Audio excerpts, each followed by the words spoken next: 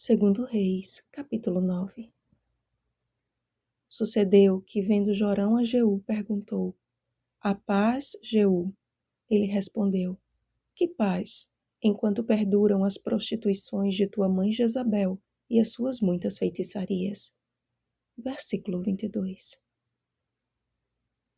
Enquanto o Senhor sustentava sua promessa concernente à sucessão real de Judá, o reino de Israel seguia com dinastias cada vez mais ímpias e obstinadas. Jeú foi escolhido por Deus para governar Israel e executar o seu juízo sobre a casa de Acabe. Apesar do zelo com que fez tudo quanto o Senhor havia falado por intermédio de seu profeta, veremos que Jeú também se desviou do bom caminho, apegando-se aos pecados que Jeroboão fez pecar a Israel. Segundo Reis, capítulo 10, versículo 31. Contudo, por mais que o homem tente, por mais que a maldade se multiplique, ainda que a nossa humanidade se assemelhe a atitudes monstruosas, ou que o pecado transforme a raça humana na pior arma mortal deste mundo, podem ter a certeza de que Deus está no controle de todas as coisas. Tudo o que ele falou através dos seus santos profetas tem se cumprido exatamente como está escrito. Tudo. E ainda que muitos chamem de loucos os mensageiros de Deus, outros sabem e reconhecem o poder de Deus em seu testemunho. Bem conheceis esse homem e o seu falar. Jezabel foi um dos piores instrumentos de Satanás na história de Israel. Sua biografia se resume em idolatria, perversidade e imoralidade. Ela governou seu marido e tinha total influência sobre sua descendência. Possuidora de um caráter perverso, desprovido de qualquer forma de bondade, mandou assassinar os profetas do Senhor. E como prostituta cultual, certamente provocou a morte de muitas vidas humanas em sacrifícios a seus deuses malditos e para benefício próprio. Jeú foi um vingador do sangue dos profetas e do sangue de todos os servos do Senhor, que foram mortos por aquela rainha má. A morte de Jorão, Acasias e Jezabel deixam claro que a maldade pode durar algum tempo, mas ela tem data marcada para terminar. E a resposta de Jeú a Jorão é dita pelos filhos de Deus a cada dia, enquanto não chega o completo fim do pecado. Que paz pode haver neste mundo enquanto perduram as prostituições de Babilônia e os seus muitos pecados? Leia Apocalipse capítulo 17, versículo 5. A pergunta que não pode calar é: estamos nos acostumando com isso? Ou suspirando e gemendo por causa de todas as abominações que se cometem nesta terra? Ezequiel capítulo 9, versículo 4.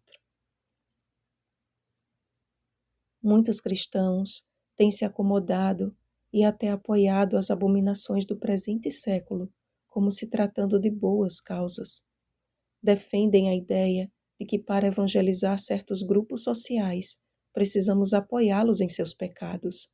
Não, amados.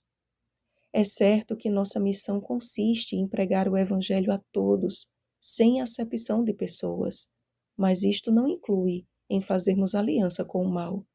Isto não significa imitar o mundo e acariciar o pecado, muito pelo contrário.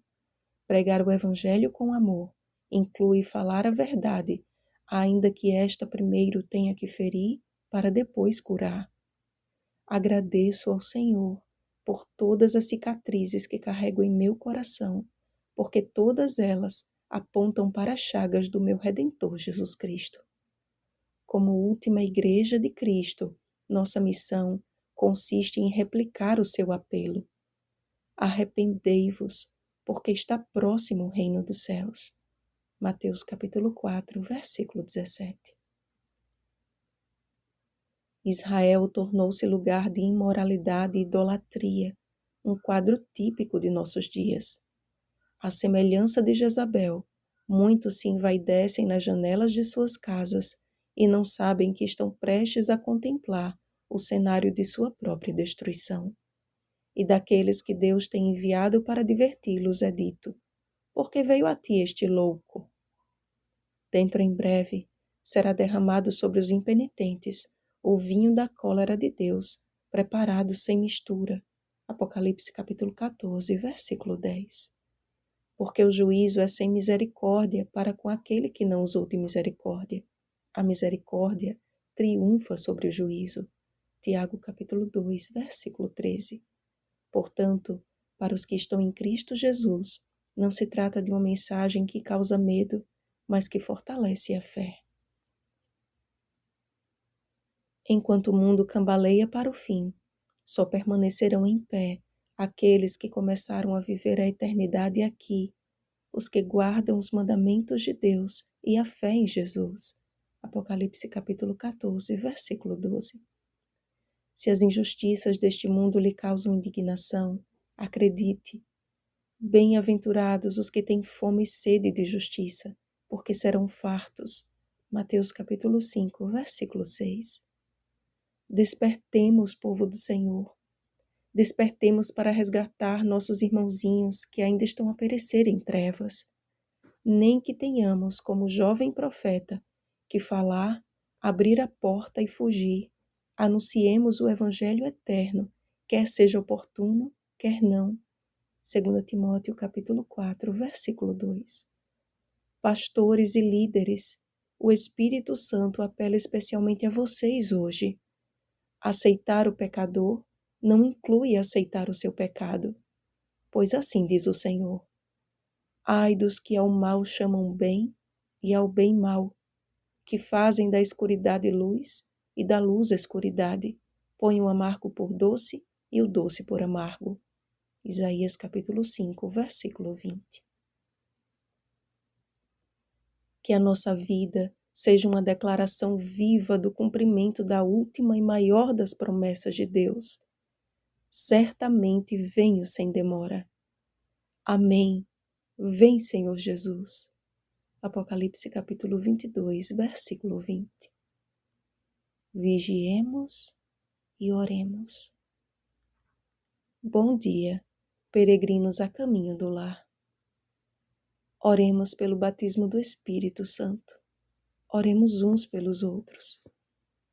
Rosana Garcia Barros.